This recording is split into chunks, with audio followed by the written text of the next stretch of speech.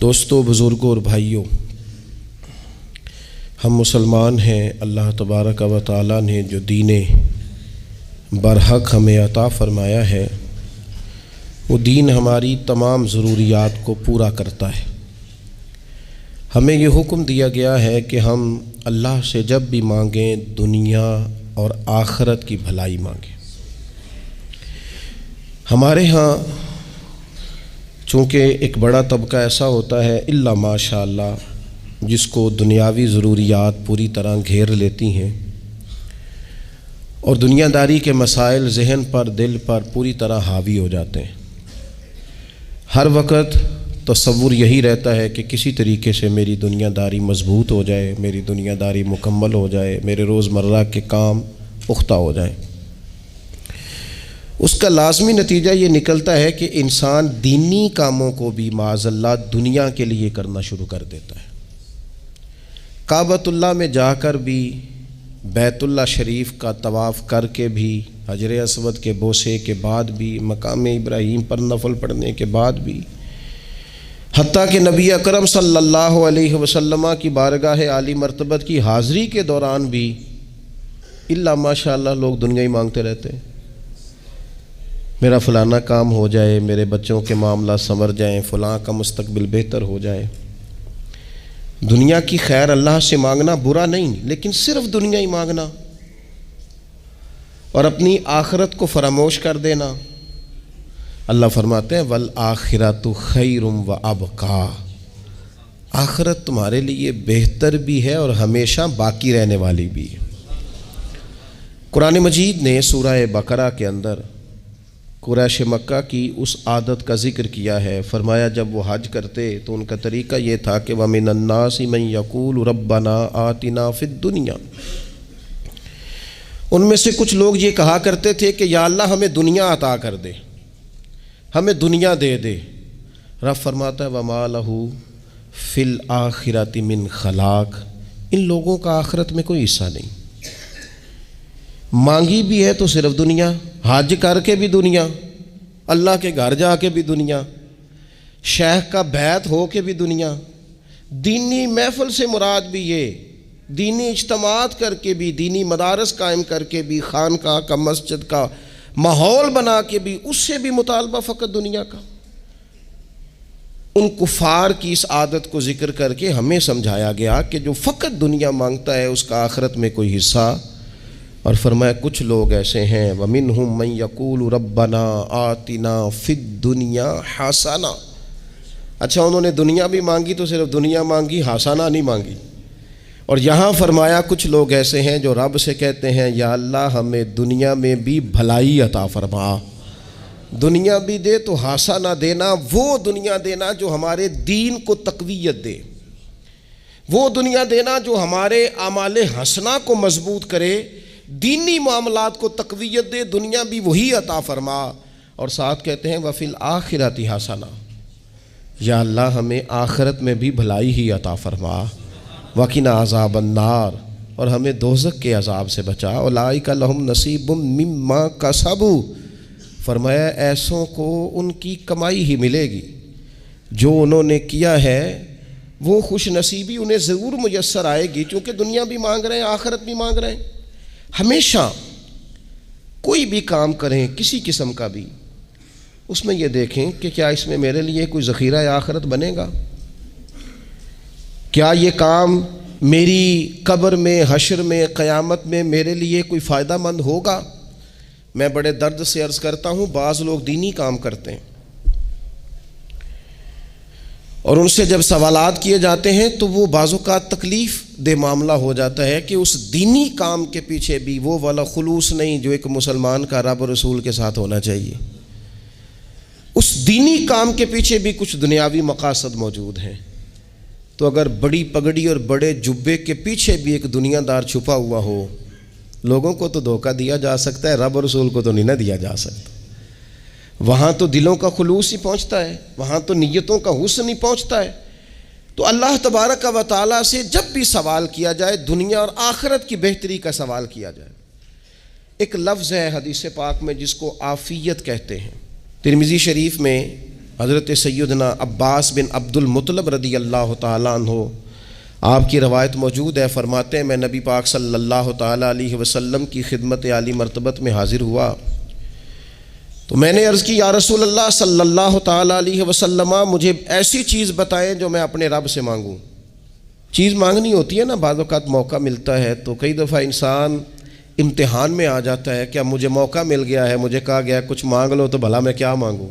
حضرت عباس بن عبد المطلب رضی اللہ تعالیٰ عنہ نبی پاک علیہ السلام کے پیارے چچا جان ہیں، عرض گزار ہیں یا رسول اللہ صلی اللہ علیہ وسلم، مجھے بتائیے میں اپنے رب سے مانگوں تو کیا مانگوں؟ تو حضور نے فرمایا رب سے عافیت مانگو۔ کہتے میں کچھ دن رکا، کچھ دنوں کے بعد پھر حاضر بارگاہ ہوا اور عرض کی یا رسول اللہ صلی اللہ تعالیٰ علیہ وسلم، مجھے بتائیے میں اپنے مالک سے مانگوں تو کیا مانگوں؟ تو حضور نے پھر فرمایا اللہ سے مانگنا تو عافیت مانگنا۔ بزرگ فرماتے ہیں یہ عافیت کیا ہے؟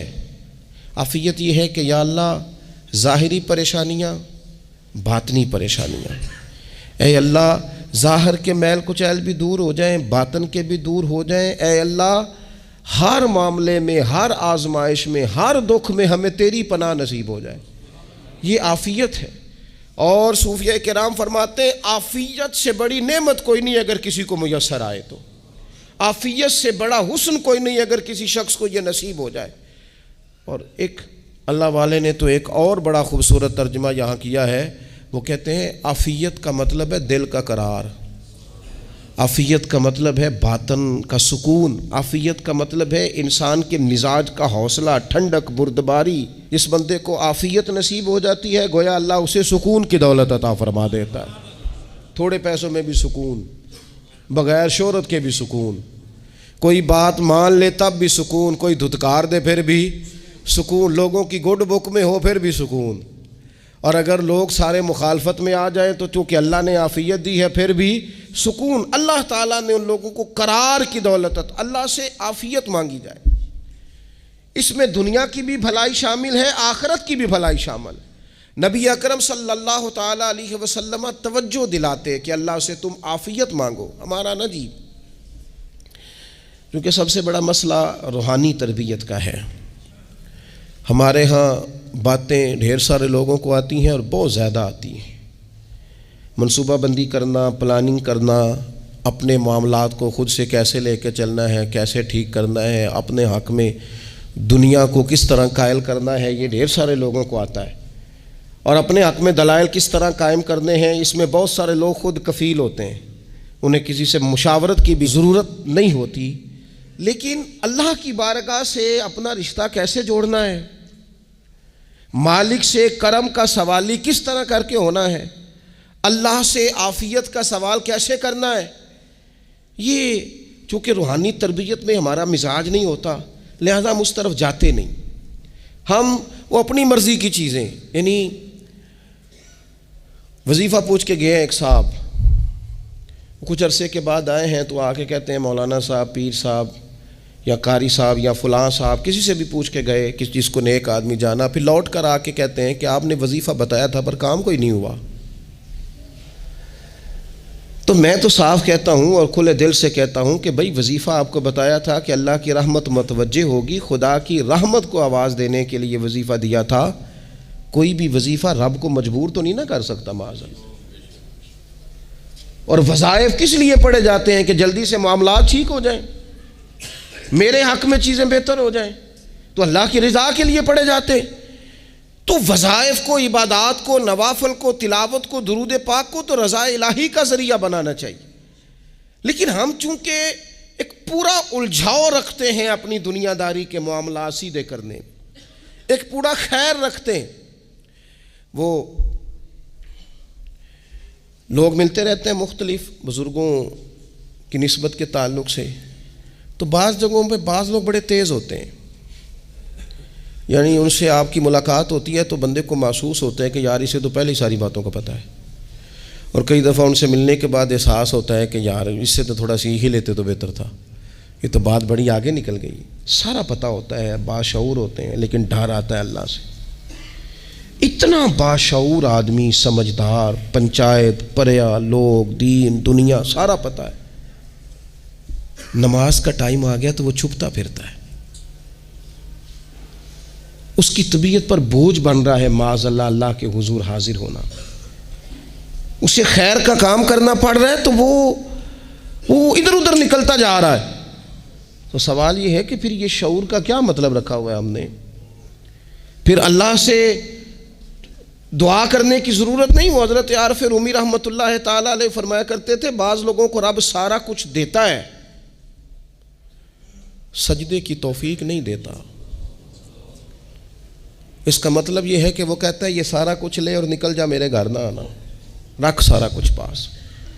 رب سے عافیت مانگی جائے، اس سے اس کا فضل مانگا جائے، اس سے اس کا کرم مانگا جائے۔ اللہ کے پیارے رسول صلی اللہ تعالیٰ علیہ وآلہ وسلم اس عافیت مانگنے پر زور دیتے، توجہ دیتے۔ میں آپ کو صحیح بتاتا ہوں،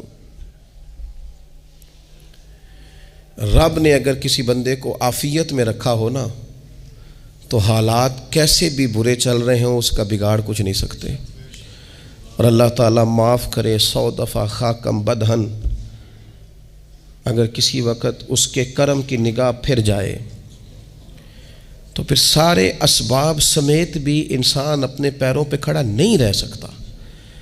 اس سے جب تک طلب کرم نہیں ہوتا، طلب عافیت نہیں ہوتی، اس کی بارگاہ سے جب تک بندہ مومن پورا رجوع نہیں کرتا، یہ عافیت اتنی اعلیٰ چیز ہے کہ نبی پاک علیہ السلام نے فرمایا اذان اور اقامت کے درمیان جو وقت ہوتا ہے اس میں دعائیں رد نہیں ہوتی۔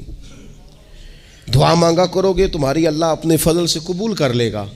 عرض کی یا رسول اللہ کیا مانگے؟ تو فرمایا عافیت مانگو رب سے۔ حضرت انس بن مالک حدیث کے راوی ہیں رضی اللہ تعالیٰ عنہ، یہاں بھی فرمایا یہ عین قبولیت کا ٹائم ہے، اب اللہ سے عافیت مانگ لو، اس کی پناہ۔ ہم دعاؤں میں بھی محدود ہو جاتے ہیں۔ رب دا طالب کوئی نہ ملیا، جو ملیا طالب زردہ ہو۔ دعاؤں میں بھی حد بندی۔ بعض اوقات بچے بھی تربیت کرتے ہیں نا، ایک مولانا ہے، ان کا خیال ہے کہ انہوں نے مجھ سے کچھ پڑھا ہے تو کبھی کبھی استاد جی کہہ دیتے ہیں، بہت پرانی بات ہے، انہوں نے مجھے فون کیا کہ اگر آپ کبھی تشریف لائیں، تو میں نے کہا پتر دعا مانگ اللہ کو چھوٹی جی گڈی دے وے۔ تو اس بچے نے میری بڑی تربیت کی، کہنے لگا استاد جی اللہ کو لو منگنی ہے تو وڈی ساری منگو، آپ نے محدود کیوں کیا کہ بھئی یہ چھوٹی سی اللہ گاڑی کیوں اللہ چھوٹی دے، رب دے تو بڑی دے اور رحمت سے دے، اللہ سے مانگنی ہے نا جی۔ ہم تربیت نہیں لیتے۔ میں نے اس کا شکریہ ادا کیا، میں نے کہا بیٹے تو نے بڑی سونی بات کی، اللہ تجھے اس کا اجر عطا کرے، اللہ تجھے برکات عطا کرے۔ اگر آپ نے سیکھنا ہے تو پھر آپ سیکھ لیں گے، اور اگر نہیں سیکھنا تو پھر یہی کہنا ہے ساری عمر لنگی بندہ کو نہیں ملیا، چونکہ مزاج نہیں ہے نا سیکھنے کا، اس لیے پھر ملا ہی کوئی نہیں، پھر ساری زندگی کو میسر ہی نہیں آیا، کسی نے نصیحت ہی نہیں کی، کوئی آنکھوں کو بھایا ہی نہیں، خود ہی بڑے سیانے تھے، خود ہی بہت بڑے تھے، اپنا قد ہی بڑا اونچا تھا، سب ٹھگنے چھوٹے اور کمزور اور بونے نظر آئے۔ عزیز بھائی، جب عافیت، ایک بزرگ تھے ہر وقت اللہ سے عافیت مانگتے تھے، ہر وقت اللہ سے عافیت مانگتے تھے، ہر وقت عافیت مانگتے تھے۔ لوگوں نے پوچھا، لوگ ان کو صالح جانتے تھے، نیک سمجھتے تھے کہ حضور آپ اور کوئی دعا مانگتے نہیں، عافیت ہی مانگتے ہیں۔ فرمانے لگے میں مانگا کرتا تھا شروع میں، بعد میں خیال آیا ہے اور بھی دعائیں مانگا کرتا تھا، یہ احساس بعد میں نصیب ہوا۔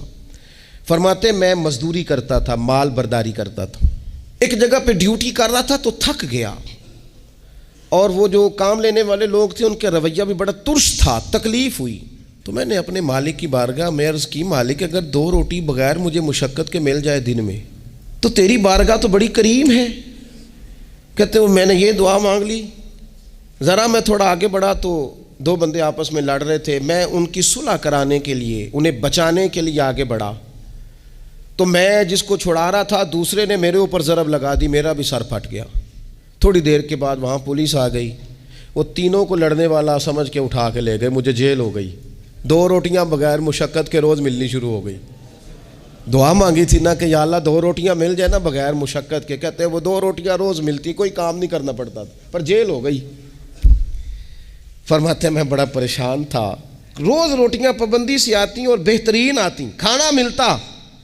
پھر کچھ عرصے کے بعد میں نے سوچا کہ یار یہ دعا تو قبول ہو گئی نا تیری، اب تو اگر اس پر کوئی الگ بات کرے گا تو وہ تو غلط کرے گا۔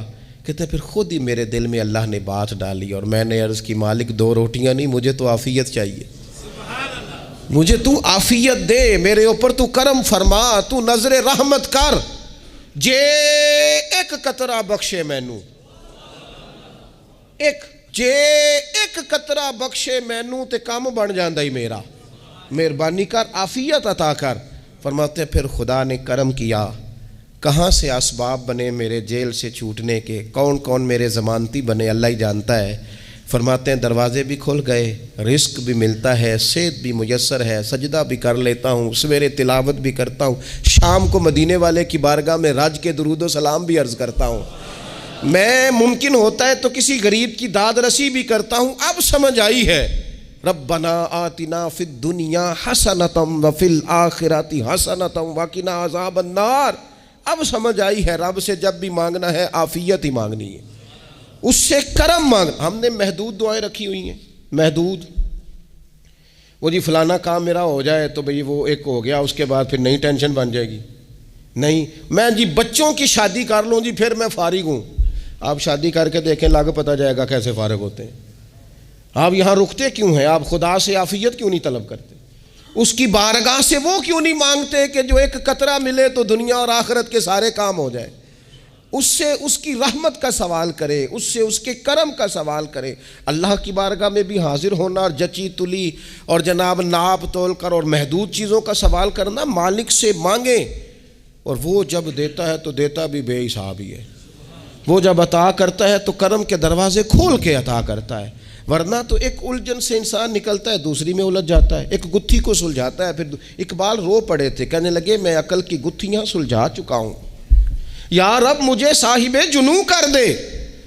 اللہ یہ بڑا میں نے ہیر پھیر دیکھ لیا، مجھے دیوانہ بنا، اب مجھے جنون ہو، اب میں کسی کے لیے رویا کروں، اب میں کسی کی یاد میں تڑپا کروں، اب میں رات کسی کے لیے میری آنکھیں بیدار رہیں۔ یہ بڑی ہو گئی دنیا داری، عقل کی گتھی حالانکہ نہیں سلجھتی، پر اقبال کہتے ہیں عقل کی گتھیاں سلجھا چکا ہوں، یا رب مجھے صاحب جنوں کر دے۔ اور پھر کہنے لگے بجھی عشق کی آگ اندھیر ہے، اب یہ مسلمان نہیں یہ خاک کا ڈھیر ہے، تو مٹی بن کے رہ گیا۔ کیا کہاں اپنی ساری توجہات کا قبلہ کس چیز کو میرے عزیزو؟ اللہ سے عافیت۔ نبی پاک علیہ الصلوۃ والسلام نے ایک شخص سے پوچھا کیا دعا مانگ رہے ہو؟ تو اس نے کہا یا رسول اللہ میں اللہ کی بارگاہ میں صبر کا سوال کر رہا ہوں۔ تو حضور فرمانے لگے صبر تو مصیبت پر ہوتا ہے۔ یا رسول اللہ پھر کیا مانگوں؟ آپ ان جملوں اور لفظوں کی گہرائی کو سمجھیں، صبر کے لیے تو پہلے مصیبت آئے گی پھر صبر آئے گا، تو یا رسول اللہ کیا مانگوں؟ فرمایا تو رب سے عافیت مانگ۔ مانا کیا ہے؟ مصیبت آئے کیوں؟ اللہ تجھے اپنی حفاظت کے حصار میں لے لے، وہ وقت ہی کیوں آئے کہ جب تیری طبیعت الجھ جائے، جب تو پریشان ہو جائے، جب تو اللہ سے عافیت مانگنا۔ جب تو عافیت مانگے گا تو اگر کبھی مشکل آئے گی بھی نا تو خدا پھر اپنے فضل سے مشکل سے نکلنے میں رستہ بھی بڑی جلدی عطا فرمائے گا اور تیرے اوپر فضل فرمائے گا۔ اگر عافیت، یہ جو ہم نبی پاک کی امت ہے نا، تو یہ ہمارے گرد اللہ کے فضل اور اس کی رحمت کا حصار ہے، یہ حصار ہے ہمارے گرد۔ وہ درویش نے کہا تھا نا کہ کروں شکر کتنا اور کروں فخر کتنا کہ تیرے کرم نے مجھے فائز المرام کیا، دیکھو بنا کے سید عالم کا امتی مجھ کو گناہ سے پہلے ہی بخشش کا انتظام کیا۔ ابھی میں نے غلطی کی نہیں لیکن مجھے حضور کا غلام بنا دیا، بخشش کا بندوبست پہلے ہو گیا۔ اپنے مالک سے، بیمار بھی اس سے عافیت مانگیں، مقروض بھی اس سے عافیت مانگیں، بے اولاد بھی اس سے عافیت ہی مانگیں، صاحب اولاد بھی اس سے عافیت ہی مانگیں، جو دولت کے حصول کے رزق حلال کے خواہش مند ہیں وہ بھی اس سے عافیت مانگیں، اور جن کی جھولی اس نے بھر دی ہے وہ بھی اپنے رب سے عافیت ہی مانگیں۔ مالک سے جب سوال کریں، ایک بزرگ تھے انہوں نے تو اپنی انگوٹھی میں لکھوا لیا تھا کہ یا اللہ مجھے عافیت عطا فرما، مگر جب بھی دیکھتا ہوں یاد آ جاتا ہے کہ اللہ سے عافیت مانگنی۔ اپنے مالک کی بارگاہ کے اندر دیکھو، میں نے دیکھا ہے وہ کسی نے کہا تھا کہ تیری خواہش ہے کہ وہ تیری آرزو کرے پوری، اور میری خواہش ہے کہ تیری آرزو بدل جائے۔ کچھ لوگ ایسی خواہشات بھی لے کے آتے ہیں کہ جو پوری نہ ہو تو بہتر ہوتا ہے، اس لیے آپ کو پتہ ہے موت مانگنا جائز نہیں دین میں. مصائب سے گھبرا کر، مشکلات سے گھبرا کر، زندگی کے مد و جزر سے پریشان ہو کر موت کا سوال کرنا جائز نہیں. کس طرح جائز ہے؟ ان لفظوں کے ساتھ دعا کر سکتا ہے کہ یا اللہ جب تک میری زندگی بہتر ہے مجھے زندہ رکھ، اور جب میرا دنیا سے جانا بہتر ہے پھر تو مجھے اپنی بارگاہ میں بلا لے. یہ بھی کیا ہے؟ یہ بھی عافیت کا سوال ہی ہے کہ یا اللہ رکھ بھی تب تک جب تک رہنا بہتر ہے. نبی پاک نے بھی ارذل العمر ہونے سے پناہ مانگی. ہمارا یہ مزاج بن گیا ہے کہ ہم اپنے حق میں ایسی چیزوں کا سوال کر رہے ہوتے ہیں جو کئی دفعہ ہمیں مل جائیں تو ہمارا نقصان کریں. قرآن حکیم ایک جگہ پہ اللہ کریم نے فرمایا ہے کہ اگر سب لوگوں کو مال دے دوں تو بغاوت کریں، فساد ہو جائے. کیا معنی کہ اپنا نقصان کر بیٹھے لوگ.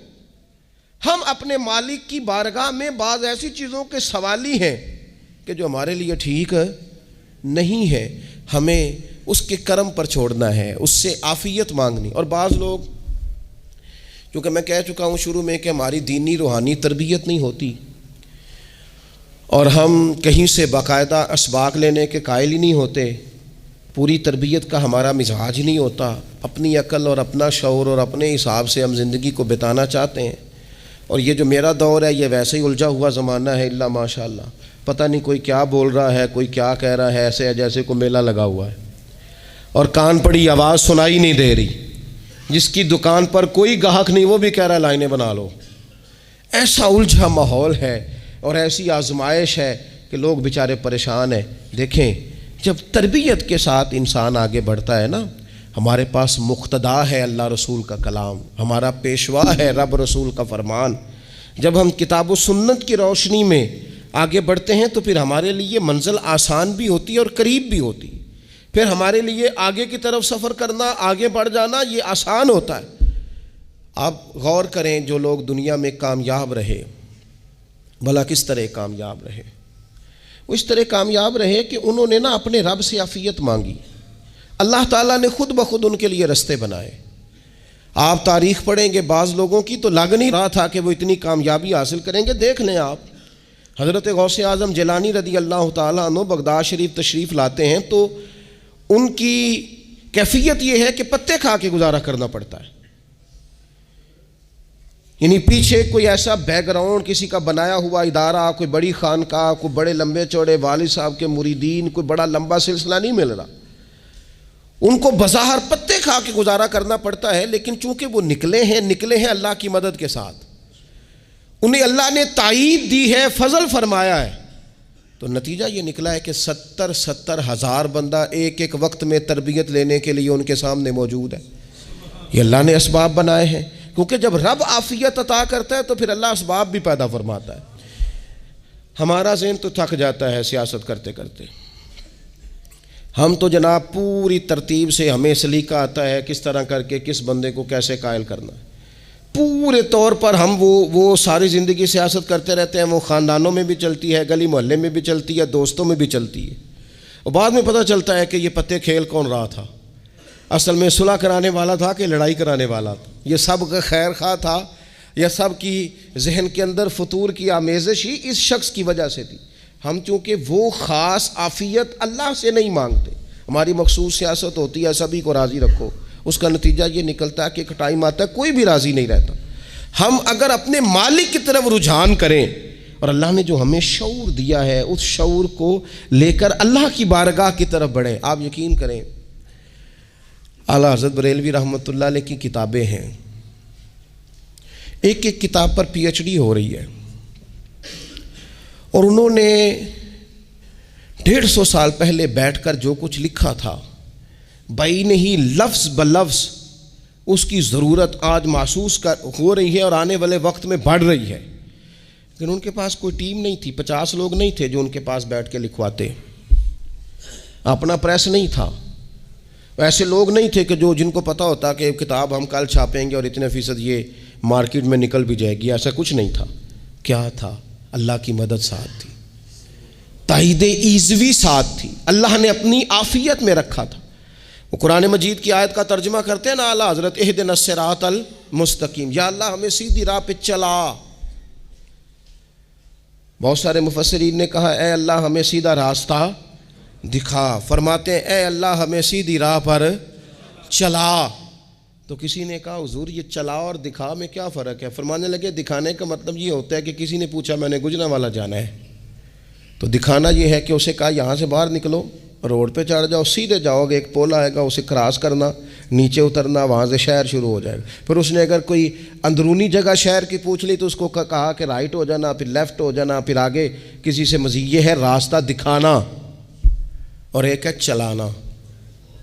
اس نے کہا میں نے گجرانوالہ جانا ہے، تو اس نے کہا ساتھ بیٹھنا میری گاڑی پہ، جہاں تو نے جانا ہے میں چھوڑ کے آتا ہوں۔ یہ راستے پہ چلانا ہے، یہ مقام تفکر ہے، آپ اس پر غور فرمائیں گے۔ کہتے ہیں یا اللہ تو ہمیں راستہ دکھائے گا اور دکھاتا ہے، لیکن چاروں جانب شیطان بھی تو بیٹھا ہے نا، فتنے بھی تو ہے نا، تو اگر تیری رحمت ساتھ ساتھ رہے، مانا کہ محبت کے سفر میں ہر گام پہ 100 مشکل ہے، لیکن یہ سفر آسان بھی ہے اگر ساتھ تمہارا ہو جائے۔ اگر تو ساتھ چلے تو پھر یہ سفر مشکل ہے۔ وہ ہارون رشید نا اپنے محل کی چھت پہ ٹہل رہا تھا، سب سے اوپر والے چوارے پر، نیچے سے حضرت بہلول دانا گزر رہے تھے، اوپر اس کے ساتھ سپاہی بھی تھے، گن مین بھی تھے۔ اس نے کہا یہ بابا تو ذرا اوپر اٹھاؤ۔ انہوں نے ایک ڈولی، ایک ٹوکری سمجھ لیں، اس کو رسیاں باندھ کے نیچے پھینکا۔ نیچے جو سپاہی تھے ان کو کہا کہ یہ بابا جی کو پکڑ کے اس میں بٹھاؤ۔ انہوں نے جبرن تھاما بابا جی کو، اس میں ڈالا، اوپر والوں نے کھینچ لیا۔ 2-3 منٹ لگے۔ ہارون رشید کے سامنے حضرت بہلول دانا پہنچ گئے تو تھوڑے ناراض بھی ہوئے کہ یہ کوئی طریقہ تو نہیں نا بلانے کا۔ ملاقات ہوئی تو کہا کیوں بلایا؟ کہنے لگا ایک مسئلہ پوچھنا تھا۔ فرمانے لگے بادشاہ ہے نا، تیرے مسئلے پوچھنے کا بھی اپنا ہی انداز ہے، پوچھ مسئلہ۔ کہنے لگا بابا پوچھنا تھا کہ آپ اللہ تک کیسے پہنچے؟ حضرت بہلول دانا چپ کر گئے۔ 2-4 منٹ کے بعد کہنے لگے جس طرح ابھی زمین سے تیرے تک نہیں پہنچا، بالکل اسی طرح ہی پہنچ گیا ہوں رب کریم کی بارگاہ تک، اور وہ بھی جو اس نے کرم فرمایا ہے، ورنہ میں تو نہیں سمجھتا کہ میں پہنچ گیا ہوں، وہ بھی اگر تیری خوش گمانی ہے۔ ہارون رشید کہنے لگا مجھے سمجھ نہیں آئی۔ فرمانے لگے تو بادشاہ جو ہے اتنی جلدی کیسے سمجھ میں آئے گی تجھے بات؟ فرمانے لگے اگر میں تجھ سے ملنا چاہتا نا تو میں ایک درخواست لکھتا، پھر کسی وزیر سے سفارشی سائن کراتا، پھر وہ جمع کراتا، پھر مجھے ٹائم ملتا کہ فلاں دن فلاں تاریخ فلاں ٹائم آ جانا، پھر آ کے میں لائن میں لگتا۔ پھر بھی تو بادشاہ ہے، تیرا موڈ بنتا ملنے کا کہ نہ بنتا؟ جب میں چاہتا تو پتہ نہیں کتنا ٹائم لگ جاتا، جب تو نے چاہا ہے نا تو 1 منٹ بھی نہیں لگا۔ فرمانے لگے میں نے دعویٰ ہی نہیں کیا کہ میں جد و جہد کر کے پہنچوں گا، میں نے تو رب کی بارگاہ میں عاجزی کی ہے، پھر رب نے ہی کرم فرمایا ہے، اسی نے مہربانی کی ہے۔ مانا کہ محبت کے سفر میں ہر گام پہ 100 مشکل ہے، لیکن یہ سفر آسان بھی ہے اگر ساتھ تمہارا ہو جائے۔ اس کے کرم کا ساتھ رہا ہے، اس سے عافیت مانگی ہے، اپنے آپ کو اس کے سپرد کیا ہے تو اس نے کرم کر دیا۔ جب تک یہ مزاج نہیں ہم بناتے کہ مالک سے عافیت کا سوال کریں، اپنے آپ کو اپنے رب کے حوالے کر دیں، اس کی رحمتوں کے سپرد کر دیں، اتنی دیر تک زندگی میں ٹھہراؤ نہیں آتا، قرار نہیں آتا۔ مشکات میں موجود ہے، اللہ کے پیارے رسول صلی اللہ تعالیٰ علیہ وسلم تیمارداری کے لیے گئے تو صحابہ کرام فرماتے ہیں وہ بندہ نا اتنا پتلا نحیف اور لاغر ہو گیا تھا جس طرح چڑیا کا بچہ ہوتا ہے، کمزوری ضعف طاری تھا۔ تو محبوب کریم نے اسے دیکھا تو بڑے کریمانہ انداز میں کریم فرمانے لگے تو کوئی دعا نہیں مانگتا، تو عافیت نہیں مانگتا اللہ سے؟ عرض کی یا رسول اللہ صلی اللہ تعالیٰ علیہ وسلم، میں نے اپنے رب کی بارگاہ میں عرض کی ہے مالک قیامت کا عذاب بڑا سخت ہے، میں نہیں برداشت کر سکتا، تو نے اگر مجھے کوئی سزا دینی ہے تو یہیں دے لے، قیامت کو نہ دینا۔ تو کہتے ہیں محبوب فرمانے لگے سبحان اللہ، او خدا کے بندے تو رب کی سزا دنیا میں بھی نہیں سہ سکتا، اللہ سے یہ بھی سوال نہ کر، تو رب سے کہہ ربنا آتنا فی الدنیا حسنۃ وفی الآخرۃ حسنۃ وقنا عذاب النار۔ تو رب سے دنیا میں بھی حسنہ مانگ، بھلائی مانگ، تو آخرت کے لیے بھی بھلائی مانگ، تو اس سے عافیت کا سوال کر۔ تو نے یہ سوال کیوں کیا؟ عرض کی یا رسول اللہ کرم ہو گیا ہے، مجھے سمجھ آ گئی ہے، اب میں اسی طرح ہی کروں گا۔ عزیز دوستو ہم کہاں سہ سکتے ہیں؟ ہم دنیا میں رب کی سزا ہم نہیں سہ سکتے، ہم کمزور ہیں، تو گرمی نہیں سہ سکتے، شدید سردی نہیں سہ سکتے، شدت کی بھوک لوگ نہیں سہ سکتے، کوئی آزمائش نہیں سہ سکتے۔ وہ جو لوگ بعض اوقات کہہ دیتے ہیں نا جی فلاں چیز ہمارے اعمال کا نتیجہ ہے، تو میں کیا کرتا ہوں، نہ کو یار ہم تو یہ بھی نہیں سہ سکتے، ہم کہاں برداشت کر سکتے ہیں، ہمیں تو وہ معاف ہی فرمائے، ہم حساب والے ہے ہی نہیں، ہم تو صرف معافی والے ہیں۔ ہم سے نہ حساب پوچھے، اس نے حساب پوچھا تو پھر تو بڑی مشکل ہو جائے گی، اگر اس نے حساب پوچھا تو بڑی رسوائی ہو جائے گی، اگر حساب پوچھا تو مشکلات سامنے دکھائی دینے لگ جائیں گی۔ ہم سے تو وہ درگزر والا معاملہ کرے، ہم سے تو وہ کہے جا میں نے محبوب کے صدقے تجھے معاف کیا، جا تیرے لیے رحمت اور بخشش والا فیصلہ کیا۔ وہ کوئی سبب، اس کی رحمت کسی سبب کو دیکھ لے اور درگزر کر لے۔ تو آج کی پوری گفتگو میں آج آپ کو بڑی ذمہ داری سے یہ گزارش کر رہا ہوں، اللہ سے عافیت مانگے، ہر وقت عافیت مانگے۔ میری سالوں سے روٹین ہے، میں دعا مانگتا ہوں اللہم انا نسألک العفو والعافیت فی الدین والدنیا والآخرہ، اور یہ خاموش تبلیغ ہوتی رہی، میں مانگتا رہا، کئی بچوں کو ویسے یاد ہو گئی، اس کو یاد کر لیں، اللہ سے عافیت مانگے، دین میں، دنیا میں، آخرت میں، اس کو اپنا مزاج بنائیں۔ اللہ تبارک و تعالی ہم سب کو عافیت نصیب فرمائے۔ آخر دعوانا الحمدللہ۔